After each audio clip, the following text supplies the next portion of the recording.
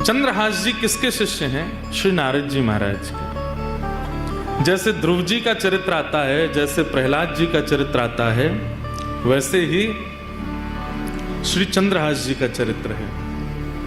नारद जी के 3 ही भक्त हुए हैं जिन्हें नारद जी ने दीक्षा प्रदान की है। उसमें एक ध्रुव जी हैं और प्रहलाद जी हैं, चंद्रहास हैं। बहुत ध्यान से एक बात सुनिएगा लास्ट में। और 9 बजे तक कोई उठे नहीं, कम से कम जहां तक हमारी दृष्टि जा रही है वहां तक, तो भाई हम कहने में सुख मिलेगा हमको। ऐसे तो अनेक भक्त हुए श्री नारद जी के, पर नारद जी से अगर कोई पूछता कि आपके कितने शिष्य हैं, तो वो 3 ही नाम बोलते थे, ध्रुव, प्रहलाद और चंद्रहास। किसी ने कहा नारद जी आप इन्हीं का नाम क्यों बोलते हैं? बोले कि भैया क्योंकि इन तीनों ने इतिहास बदल दिया। कैसे? श्रीमद् भागवत जी में ध्रुव चरित्र सबने सुना है, प्रहलाद चरित्र सबने सुना है, पर ध्रुव और प्रहलाद का चरित्र सुना कौन रहा है? नारद जी, स्वयं नारद जी। शिष्य के मुख से गुरु की प्रशंसा सुनी होगी, पर गुरु के मुख से शिष्य की कथा। सोचिए शिष्य किस स्थिति का होगा कि गुरु उसकी रचना बता रहा, उसकी पूरी लीला सुना रहा है।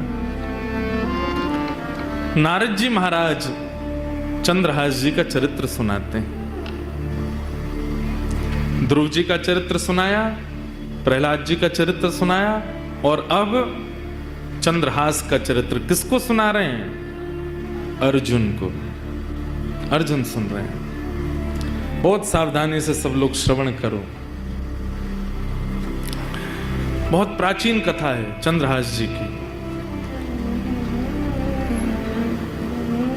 महाभारत के युद्ध से पूर्व और युद्ध के बाद पांडवों ने 2 यज्ञ किए।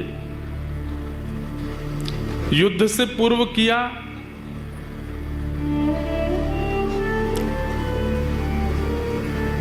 अश्वमेध यज्ञ, युद्ध के बाद किया अश्वमेध यज्ञ, और युद्ध से पूर्व भी एक यज्ञ पांडवों ने किया। अश्वमेध यज्ञ का एक नियम होता है कि यज्ञ करने के पश्चात जो राजा यज्ञ कर रहा है वो अपने घोड़े छोड़ता है। उन घोड़ों को, वो जिस राज्य में घोड़े जाएंगे, अगर वहां के राजा ने उनको बंदी बना लिया तो फिर उस राजा से युद्ध होता है, और अगर उस राजा ने घोड़ों को छोड़ दिया तो वो राजा जिसने घोड़े छोड़े हैं उसके अधीन हो जाता है। तो युधिष्ठिर जी ने घोड़े छोड़े, और घोड़े छोड़ करके नियम बना दिया, उस पर लिख दिया ये घोड़े सामान्य नहीं हैं।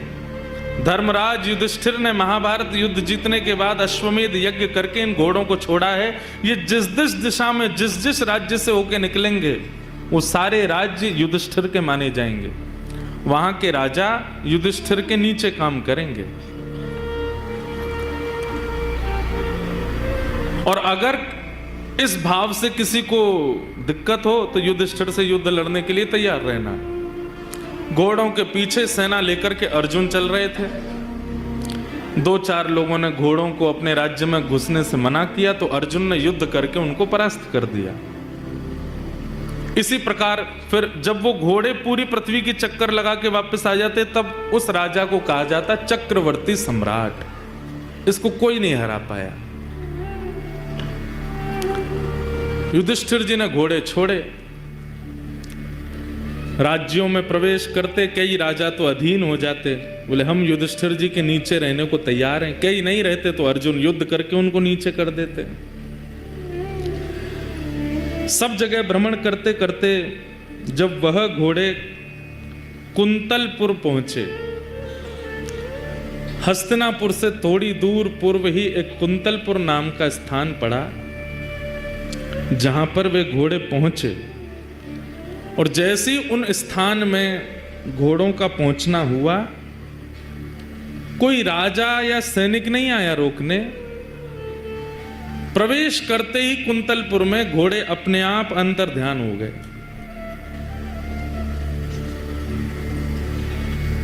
अपने आप अंतर ध्यान हो गए। अर्जुन ने तुरंत अपना धनुष उठाया, प्रत्यंचा चढ़ाई, बाण निकाल लिया। किसकी इतनी हिम्मत हुई? घोड़ों को अंतर ध्यान कर दिया। कौन है? अरे छुप करके क्या घोड़ों को अंतर ध्यान कर, सामने आओ मेरे। कोई सामने नहीं आया। तो अर्जुन के पास तो ऐसी ऐसी विद्या हैं कि अगर कोई छुप भी जाए या कोई कहीं भी पहुंच जाए, वो अगर उसका स्मरण करके बाण छोड़ देंगे तो बाण उसी को जाके लगेगा। अर्जुन ने तुरंत बाण का संधान किया और स्मरण किया, जिसने मेरे घोड़े को अंतर ध्यान किया, छुपाया है, ये बाण उसी को जाकर के लगे। युद्ध की चुनौती। जैसे ही अर्जुन ने बाण का संधान किया, इतने में ही आकाश में नारद जी प्रकट हो गए। अर्जुन, इसी वक्त अपना बाण नीचे रखो, धनुष बाण नीचे करो। क्या कह रहे हैं आप? ये तो नियम बना था कि जो भी घोड़ों को पकड़ेगा उससे युद्ध करना पड़ेगा, और कोई छुप करके अगर घोड़ों को अपने वश में कर ले, मैं उसको मारूं ना? ये कैसे हो सकता है? तब नारद जी महाराज बोले, क्योंकि जिसने तुम्हारे घोड़ों को अपने वश में किया है वो सामान्य नहीं है, वो तुम्हारा शत्रु नहीं, तुम्हारा मित्र बनने योग्य है। ऐसा क्या गुण है उसमें? कोई बहुत बड़ा दिग्विजयी राजा है या क्या ऐसी क्या खूबी है उसमें कि मैं उसको अपना मित्र बनाऊं? तब नारद जी महाराज ने कहा, जिस प्रकार तुम कृष्ण भक्त हो, ऐसे ही जिसने तुम्हारे घोड़े हरण किए हैं वो भी कृष्ण भक्त है। कुंतलपुर का राजा, उसका नाम है चंद्रहास। इसलिए तुम उस पर बाण चलाने की कोई चेष्टा मत करो। अर्जुन तो तुरंत सुन के, ये बात सुनकर के वो कृष्ण भक्त है। अर्जुन बोले, मैंने पहले तो कभी नाम नहीं सुना चंद्रहास का।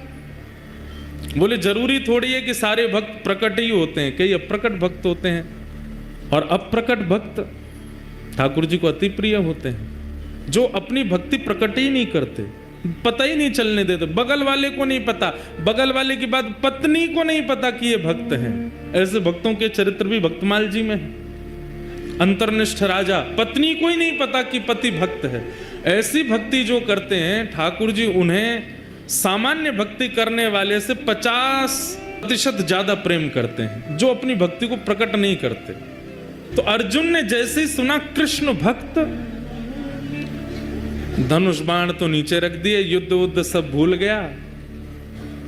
नारद जी के चरणों में प्रणाम करते हुए कहा, भगवान, ये राजा कैसे हैं मुझे ये नहीं सुनना, ये इनका राज्य कितना बड़ा है मुझे ये भी नहीं सुनना, पर ये चंद्रहास कृष्ण भक्त कैसे हैं मुझे इनका चरित्र सुनाओ। और आपको सुनकर के आश्चर्य होगा। नारद जी महाराज बोले, तो फिर अस्त्र शस्त्र दूर रखो, अस्त्र शस्त्र दूर रखे। बोले, पूरी सेना को कहो ये भी अस्त्र शस्त्र दूर रखें, सब लोग बिल्कुल श्रोता बन करके बैठो। कहां रणभूमि में रण करने के लिए जा रहे थे, लेकिन जैसे ही कहा कि मुझे चंद्रहास जी का चरित्र सुनाओ, नारद जी ने कहा अस्त्र शस्त्र दूर करो। सब दूर करके जब सब लोग सामने बैठ गए तो नारद जी ने थोड़ी परीक्षा ली। अश्वमेध यज्ञ चल रहा है हस्तिनापुर में, तुमको विलंब नहीं होगा पहुंचने में। अब तुम यहां भक्त चरित्र सुनने के लिए बैठ रहे हो, चंद्रहास जी का चरित्र सुनने के लिए बैठ रहे हो, विलंब हो जाएगा, तुमको अश्व लेकर के वहां पहुंचने हैं, युधिष्ठिर जी का यज्ञ अधूरा रह जाएगा। वर्षों से चल रहा यज्ञ, इतने संत, इतने ऋषि, इतने महात्मा उसमें उपस्थित हो रहे हैं, सब धरा का धरा रह जाएगा, क्योंकि कथा तो एक बार प्रारंभ होगी, कब पूरी हो इसका कोई निदान नहीं है। अर्जुन की ये बात कथा को प्रकट करा देती है। अर्जुन कहते हैं, अगर कोई कृष्ण भक्त का चरित्र सुनने में अगर वर्षों भी लगें तो उस पर सैकड़ों अश्वमेध यज्ञ में वारी वारी करूं, पर एक भक्त का चरित्र तो मुझे सुनना है। एक भक्त के चरित्र पर 100 अश्वमेध यज्ञ वारी जावे, पर आप तो भक्त यश सुनाओ। नारद जी महाराज बोले, तो ठीक है, मैं अब तुम्हें चंद्रहास का सुंदर प्रसंग सुनाता हूं। जैसे ही नारद जी ने कहा मैं प्रसंग सुनाता हूं, इतने में एक दिव्य तेज प्रकट हुआ और तभी क्या देखते हैं, आहा, वंशी विभूषित करानवनीर दाभाग पीतांबरादरुण बिंब फलाधरोष्ठात् पूर्णेन्दु सुंदर मुखारविंद नेत्रा कृष्णा परम किमपि तत्त्वमहम्।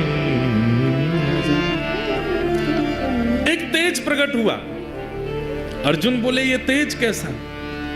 अर्जुन को लगा शायद चंद्रहास जी आ रहे होंगे, पर जैसे ही तेज विश्राम हुआ, मुरली मनोहर श्याम सुंदर प्रकट हो गए और प्रकट होकर के अर्जुन के बगल में आसन लगाया, वहीं बैठ गए।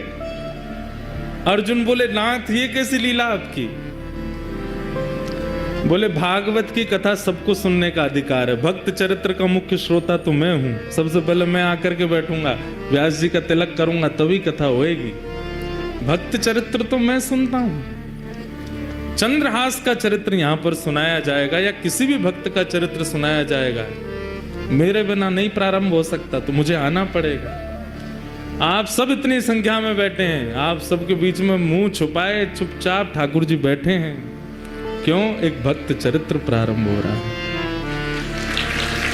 भक्त का चरित्र तो ठाकुर जी सुनते। ठाकुर जी प्रकट हो गए, अर्जुन के बगल में आकर के बैठ गए। अर्जुन के तो भाव ऐसे प्रकट हो रहे हैं, नाथ कितनी कृपा। नारद जी महाराज भावुक हो गए, भगवान आज्ञा हो तो अब मैं चरित्र सुनाना प्रारंभ करूं। ठाकुर जी बोले निश्चित सुनाओ, अब कोई विघ्न नहीं आएगा, कोई रुकावट नहीं आएगी, तुम तो सुंदर अब चरित्र सुनाओ।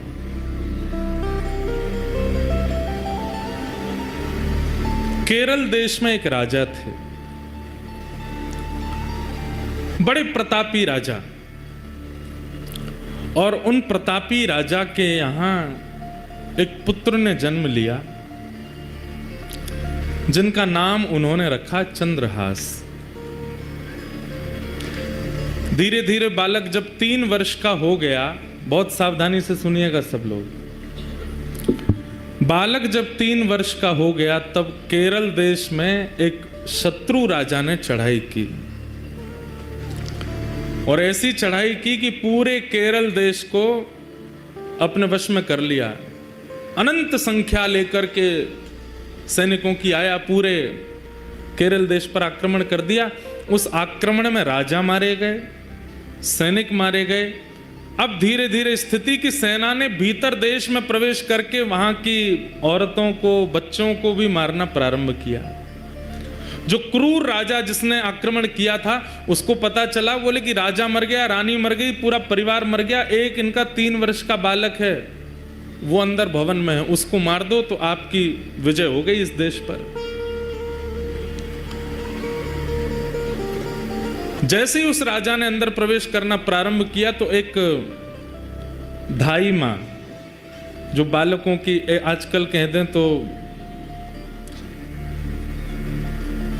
बेबी सिटर करते हैं ना, बच्चों की जो ध्यान रखते हैं, दूध पिलाना, खिलाना, नहलाना, बड़े बड़े घरों में रखते हैं लोग, एक धाई मां, उनकी एक धाई मां चंद्रहास राजा, चंद्रहास बालक की, उसको जैसे ही पता चला कि कोई आक्रमण में सब मारे गए हैं और अब वो राजा यहीं आ रहा है इस बालक को मारने के लिए,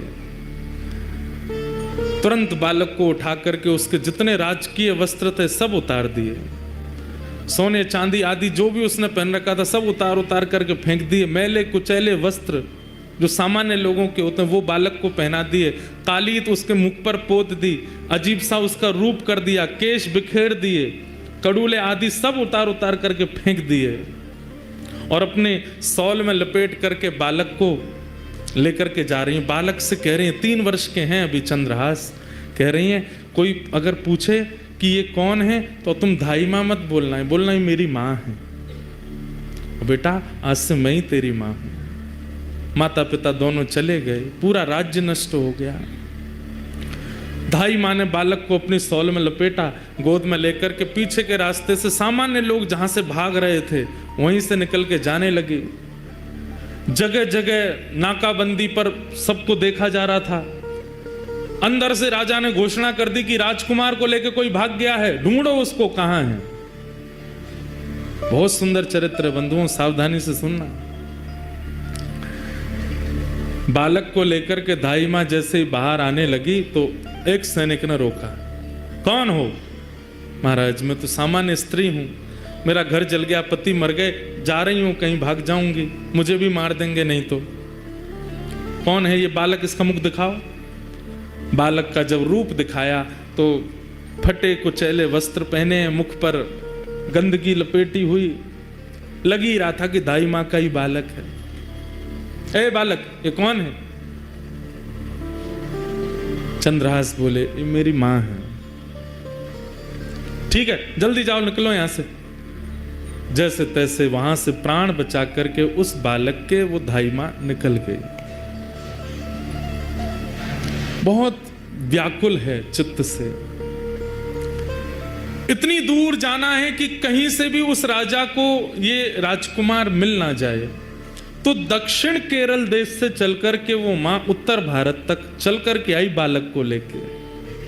महीनों लगे, साल लगे, कितना समय लगा पता नहीं।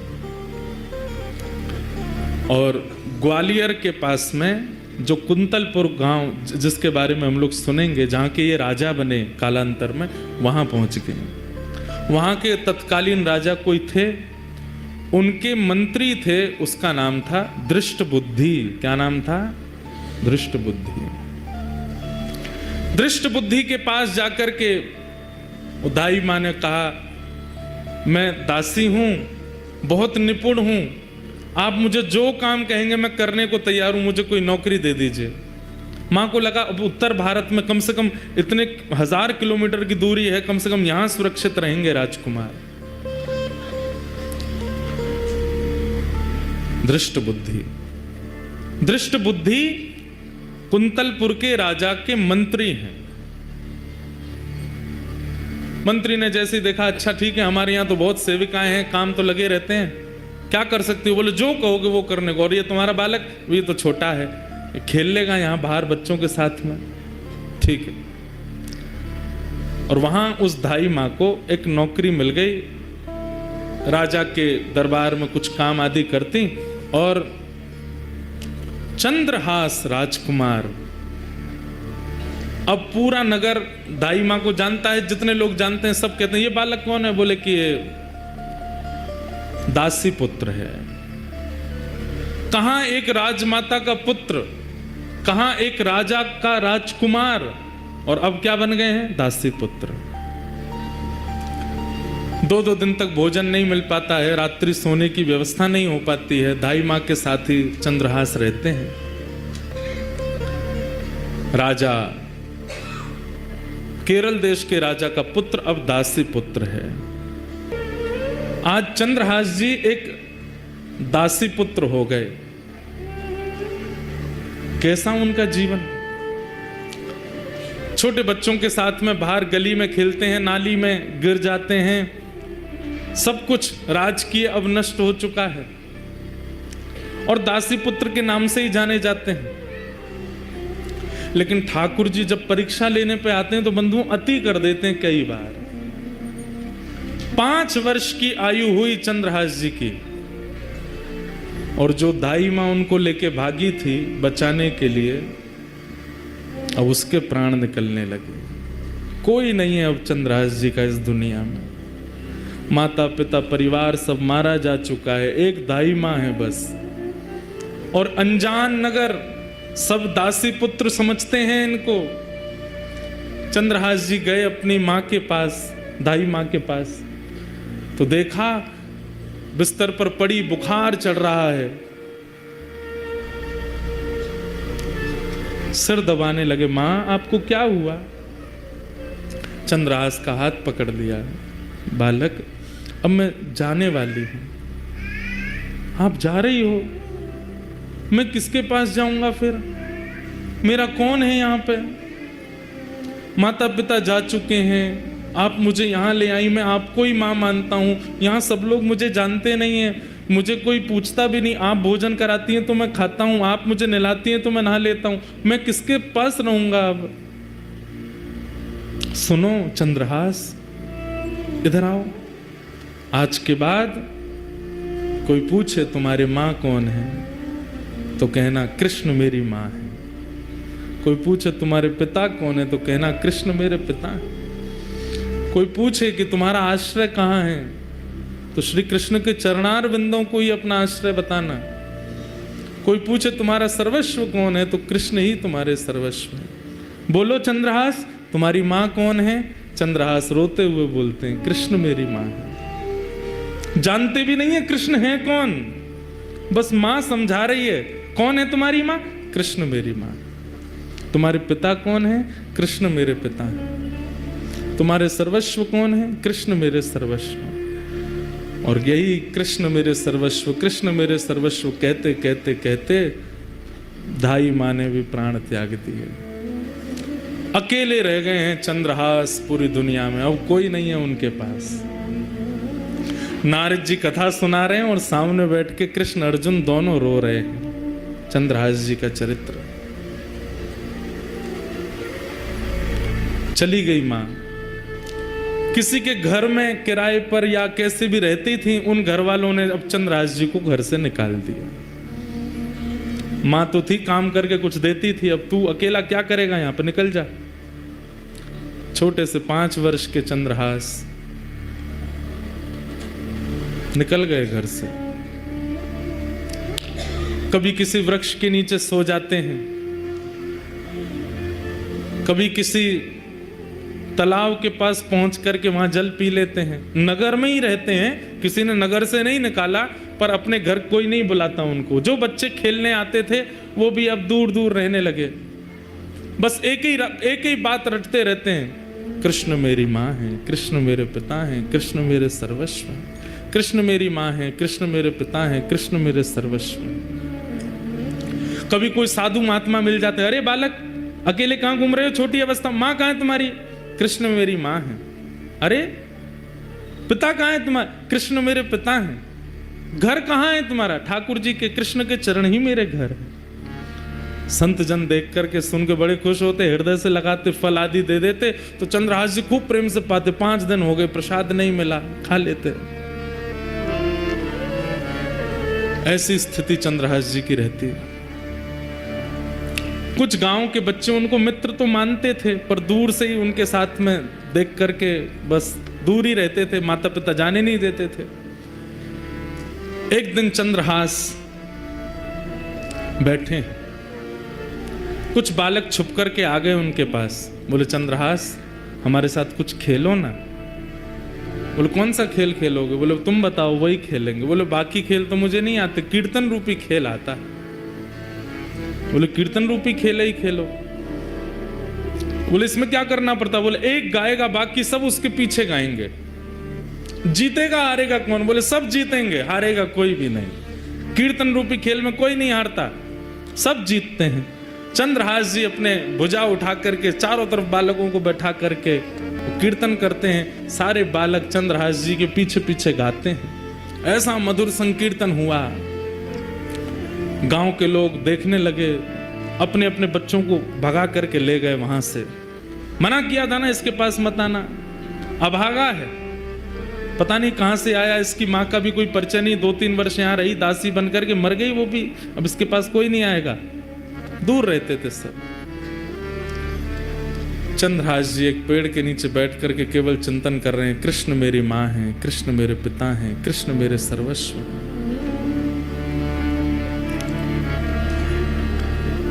कठिन परिस्थिति सबके जीवन में आती है बंधुओं, बस उस परिस्थिति में ठाकुर जी का त्याग मत करो। सूरदास जी का जीवन चरित्र देख लीजिए। सूरदास जी को भविष्य बताने की विद्या थी, नेत्र नहीं थे उनके पास, लेकिन सूरदास जी जन्मांध नहीं है। कुछ पीड़ा हुई थी जिसके कारण उनके नेत्र की ज्योति चली गई, पर उनको एक दिव्य विद्या थी। सामने आकर के जो बैठ जाता था और जो पूछता था सूरदास जी उसको बता देते थे। पिताजी ने कहा सूरदास इतनी अच्छी विद्या है तुम्हारे पास, तुम इससे धन क्यों नहीं लेते? बोले पिताजी, भगवत प्रदत्त विद्या को मैं बेच नहीं सकता, ये मैंने कहीं से सीखी नहीं है, ठाकुर जी की कृपा से मुझे प्राप्त है, मैं इसका विक्रय नहीं करूंगा।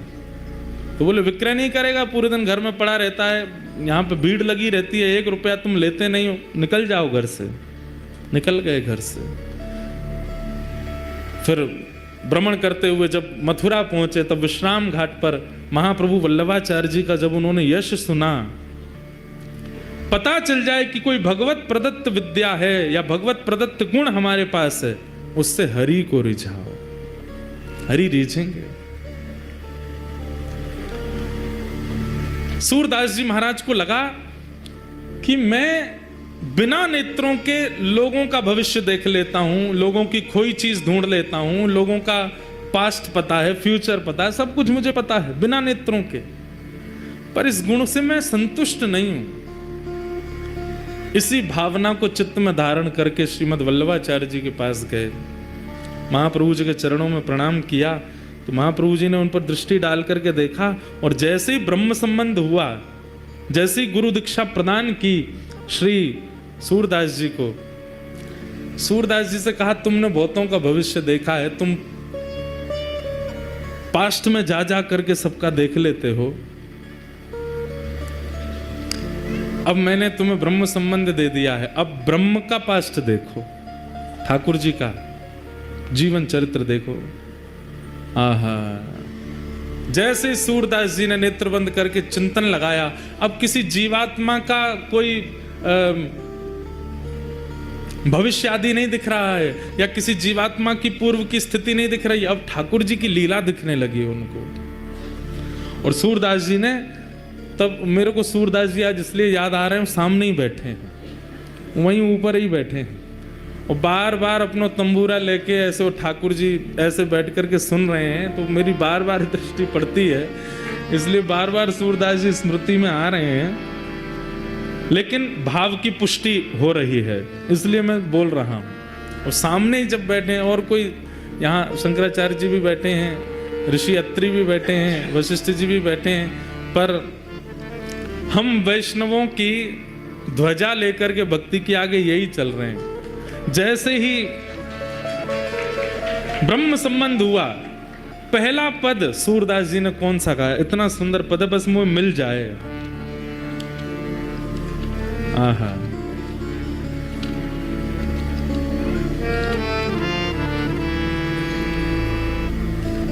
और वो पद ऐसा है कि श्री राधा रानी पहली बार नंद भवन आई हैं, और सूरदास जी को दिख रहा है विश्राम घाट पे बैठ करके, और वल्लभाचार्य जी कह रहे हैं कहाँ दिख रहे है, गाओ। सूरदास जी सबका भविष्य देखने वाले आज पहली बार यमुना जी के तट पर बैठ करके कह रहे हैं, हे गुरुवर, जो दिख रहा है वो गा रहा हूं। क्या? कि यशोदा मैया राधा कुंवरी सवारती, प्यारी यशोदा मैया राधा कुंवरी सवारती। जय जय। ऐसा दिख रहा है कि नंद भवन में ठाकुर जी मैया ते लड़ रहे हैं। अच्छा, कहा कह रहे हैं? बोले यूं कह रहे मेरो ब्याह कराओ, मैं ब्याह करूंगा मैया, मैं चोरी चकारी और सबरो उदम छोड़ दूंगा, मेरो ब्याह करो। मैया बोली लाला 3 बरस को 3.5 बरस को तू है, अभी तो ब्याह करेगो। इतने में ही बाहर नंद भवन की, अब पूरी कथा तो मैं नहीं सुनाऊंगा, बहुत बड़ी है, कल अगर अवसर मिलेगा तो सुनाऊंगा। एक दिन पहले ही ठाकुर जी मिले किशोरी जी से पहली बार, और किशोरी जी को अपने नंद भवन को सबरो मार्ग बता दियो, वहां मेरो घर है, वहां मैं रहूं, और मेरो नाम है कुंवर कन्हई। तो मैया तो लड़ रहे हैं मेरो ब्याह करा दे। इतने में ही किशोरी जी ढूंढते ढूंढते नंद भवन पहुंच गई। मैया बोली इतना सो है तू, अभी नेक्स्ट सो अभी तो ब्याह करेगो, बहू कैसी चाहिए? इतने में ही बाहर से आवाज आई, कुंवर कन्हई। किशोरी जी पधारी हैं, ठाकुर जी के कान खड़े, मैया सुन देख कौन बोल रहा है, कुंवर कन्हई। मैया बोली जी कौन? जी तो कोई लाली बोल रही। मैया लाली ना, बहू है। चर्चा है रही, अपने आप ही आ गई है। श्रीमद वल्लभाचार्य जी सन्मुख बैठे हैं और सूरदास जी, एक आचार्य की कृपा हो गई और अपने भगवत प्राप्त गुण से ठाकुर जी की द्वापर की लीला देखने लगे और देख करके गाने लगे। क्या लीला हुई? वो ठाकुर जी दौड़ करके गए, द्वार खोलो। यशोदा जी किशोरी जी को भीतर लेकर के पधारी। अरे लाली, कौन की लाली है तू? अब किशोरी जी संकोच में खड़ी हैं, ठाकुर जी को देख रही हैं। ठाकुर जी कह रहे हैं, बताओ कौन की लाली हो? किशोरी जी कुछ नहीं बोली। तो ठाकुर जी, मैया जे ब्रजभान गोप की लाली है। अच्छा, बरसाने वाले ब्रजभान गोप? किशोरी जी कुछ नहीं बोले। अच्छा, तेरो गांव कौन सा है? मैया बरसाने गांव में रहे, रावल गांव की है। अच्छा, तेरी मैया को नाम तो मुझे कछु ऐसो याद है, मुझे याद नहीं आ रहा है। ठाकुर जी बोलो, कीर्ति मैया। तो ते पूछ रही हूं मैं, तू काय को बता रहा है? या ते पूछ रही हूं, या बता दे।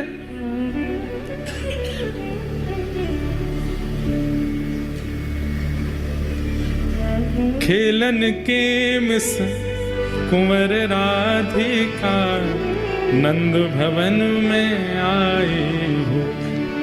क्रम जो चंद्रदास जी का चल रहा है वो चलेगा, वो अभी भाव आयो है। सूरदास जी महीते कह रहे हैं, सुनाओ। किशोरी जी आ गई हैं, माता जी पूछ रही हैं, पर ठाकुर जी सबरो उत्तर दे रहे हैं। ठाकुर जी को पकड़ के मैया बोली, अरे इतनी देर से तू बोल लो, तू कब मिलो जाते, कहाँ मिलो? अब किशोरी छोड़ दी, ठाकुर जी पकड़ लिए। आहा, तो ठाकुर जी कहा, क्या उत्तर दे रहे हैं? कितने भोले हैं हमारे लाल जी। जमुना तीर कलही में भूलो, जमुना तीर कलही में भूलो, बाह पकड़ ले आई हो, बाह पकड़ ले आई हो। ठाकुर जी कह रहे हैं, मैया कल जमुना जी पे घूमते घूमते मैं नंद भवन को रास्ता भूल गए हो। बोला अच्छा, तब जे मुँह को मिल गई और मैं रोन लगो, मुँह तो मैया के पास जानो है, नंद बाबा के पास जानो। तो जे मेरो हाथ पकड़ के नंद भवन छोड़ के गई मुँह को। या हमारे हम दोनों को परिचय है गयो। आवत इहाँ तो ही सकुचत, आवत इहाँ तो ही मैं दे सो ही बुलाई हो, मैं दे सो ही बुलाई हो। मैया तो ये देख के डर गई है, या हमारे इनके बहाने मैं बोल रहा हूँ। मैया एक बात कहनी। बोले कहा, कान में ही कहूँगो। मैया ने अपना कान नीचे किया। ठाकुर जी बोले, यही तो ब्याह कराए दो मैया, यही तो मेरो ब्याह कराए दो, यही बढ़िया है। तब यशोदा मैया किशोरी जी को अपने गोद में बैठा में अंदर से ठाकुर जी को श्रृंगार लेके आई हैं। जो श्रृंगार ठाकुर जी को धारण कराया जाए वो समस्त श्रृंगार पेटी लेकर के आई हैं। और ठाकुर जी तो कह रही हैं, ए लाला चल काजर लेके आ, माथे चुनरी लेके आ। ठाकुर जी दौड़ दौड़ के नंद भवन से सब सामग्री लेके आ रहे हैं, सब ला के सामने धर दे। मैया या को श्रृंगार कर दे। और यशोदा मैया, जशोदा राधा कुंवर संवारती, बड़े बार सीमत शीश के प्रेम सहित निहारती। मांग पारी बैनीजू सवारती, गूंत सुंदर भांति, गोरे भाल बिंदु वदन मन इंदु प्रात रवि कांति। पूरी ठाकुर जी को जैसे श्रृंगार करें बस वो श्रृंगार कर रही हैं यशोदा मैया। और ठाकुर जी श्रृंगार ढूंढ रहे हैं बढ़िया वारो। मैया जे नग पहना, कितना बढ़िया लगेगा। मैया बात पहना रही हूँ, ठाकुर जी को देखते जा रही हैं। बड़ा अपने श्रृंगार के तो उतार उतार के भगे। अब मैया मैं श्रृंगार करके खुद ना देख पाऊँ ना, या देखते रहूंगा, या को कर दे। खूब सुंदर श्रृंगार कर दियो, पाजे पहना दी, मांग में सिंदूर भर दियो, पामन में अलको लगाई दियो, गोद भराई कर दी लाली की। ये दृश्य दिख रहा है किसको? सूरदास जी। सूरदास जी ने जब ये दृश्य देखा, सूर श्याम राधा तनु चितवत, सूर श्याम राधा तनु चितवत, यशुमति तन मन भाई हो, यशुमति तन मन भाई खेलन के मिस कुंवर राधिका नंद भवन को आई हो। खेलन के मिस कुंवर राधिका नंद भवन। ऐसी सुंदर ये लीला दिखने लगी सूरदास जी को, और उसके बाद तो ये कलम कभी रुकी नहीं। ठाकुर जी की मधुर लीलाओं का ऐसा वर्णन फिर सूरदास जी ने किया, केवल किस भाव से, अपने भगवत प्रदत्त गुण को ठाकुर जी के चरणों में प्रदान करने मात्र से। कष्ट तो जीवन में था सूरदास जी के, पर गुरु कृपा से संपूर्ण जीवन आनंद में हो गया। ठाकुर जी की लीला प्रकट होने लगी। चंद्रहास जी के जीवन में अब कोई नहीं है, सब छोड़ करके चले गए। मां चली गई, पिताजी चले गए, राज्य छूट गया, और अब धाई मां जिसने पाल पोस के बड़ा किया, 5 वर्ष के चंद्रहास जी को, वो भी छोड़ के चली गई। सब दूर रहने लगे।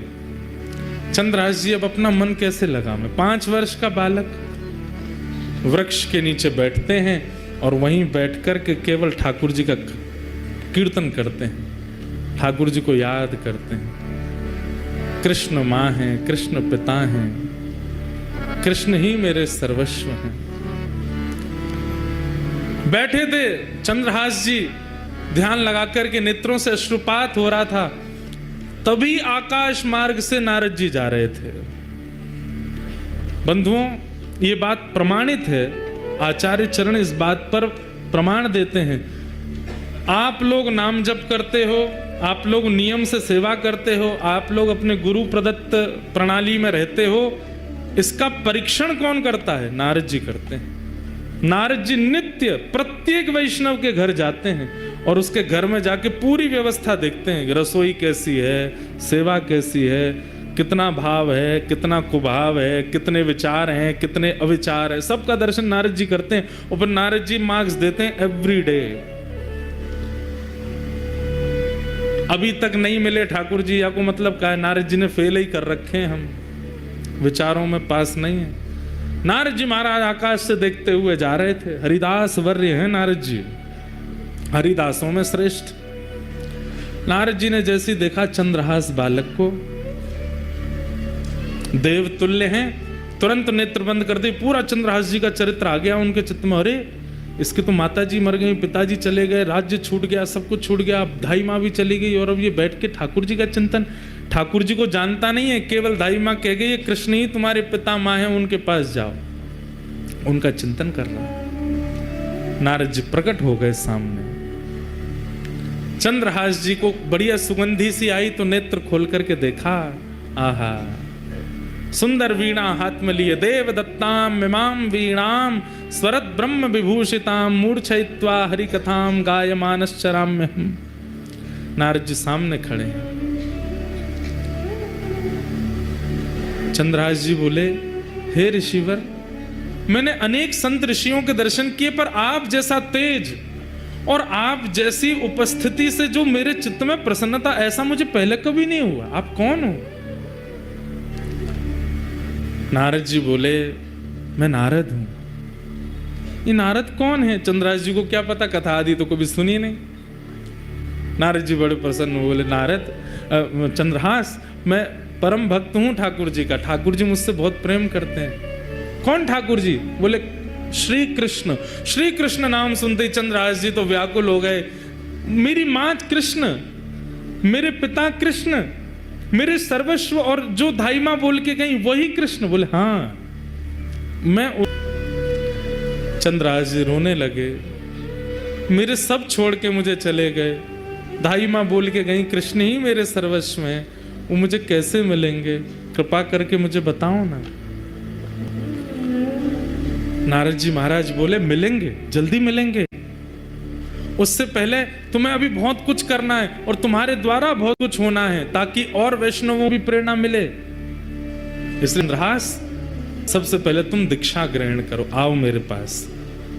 और श्री चंद्रहास को सामने बैठा करके श्री नारद जी महाराज ने दीक्षा प्रदान की। अब यहां प्रश्न उठा, कौन सा संप्रदाय? संप्रदाय सब अपने हैं, कोई बड़ा कोई छोटा नहीं, परंतु यदि नारद जी की दृष्टि से देखा जाए तो श्री निम्बार्क संप्रदाय। क्यों? क्योंकि नारद जी की परंपरा निम्बार्क संप्रदाय की है, वहाँ गोपाल मंत्र आदि है, वही दीक्षा नारद जी ने चंद्रहास जी को दी। गले में कंठी माला पहनाई, सिर पर तिलक लगा दिया और कान में मंत्र कह करके कहा कि अब नित्य इस मंत्र का जाप करना है, चंद्रहास ठाकुर जी तुमको मिलेंगे। और अब एक चीज और करनी है, क्या? ठाकुर सेवा। सेवा से मन की मनीलता जाती है। मैं कैसे सेवा करूंगा? मेरे पास तो ना घर है, ना मकान है, ना आसन है, ना सिंहासन है, कुछ भी नहीं है। मैं तो खुद पेड़ के नीचे रहता हूं, कोई आश्रय मुझे मिलता नहीं। कीर्तन गाता हूं तो कई बार लोग कीर्तन करने के लिए घर पर बुला लेते हैं, तो भोजन प्रसाद पवा देते हैं। मैं ठाकुर जी की सेवा कैसे करूंगा? बोले तुम चिंता मत करो, तुम्हारे पास ठाकुर जी हैं। बोले मेरे पास? बोला हाँ। कहाँ है? वो तुम जो गोटियों से खेलते हो कंचा, उनको लेके आओ। तो खूब सारे कंचे इकट्ठे किए थे चंद्रहास जी, पूरे दिन अकेले क्या करें, उनसे खेलते रहते थे। उन्हीं कंचों में एक बहुत सुंदर श्याम वर्ण के वो शालिग्राम जी थे, और उनको भी रखा था। नारद जी ने ढूंढ करके कंचों के बीच में शालिग्राम जी निकाले, बोले ये हैं, ये ठाकुर जी हैं। चंद्रहास अब इन्हीं की सेवा तुमको करनी। ये ठाकुर जी हैं, मैं तो इनसे खेलता था। तो बोले तो क्या हो गया, पता नहीं था ना तुमको? अब हम बता रहे हैं, ये ठाकुर जी हैं, शालिग्राम भगवान है। फिर शालिग्राम भगवान कौन होते हैं, कैसे होते हैं, पूरी कथा सुनाई नारद जी ने चंद्रहास जी को। ये कौन है, कैसे हैं, कहां से आए हैं, कैसे इनका प्रादुर्भाव हुआ।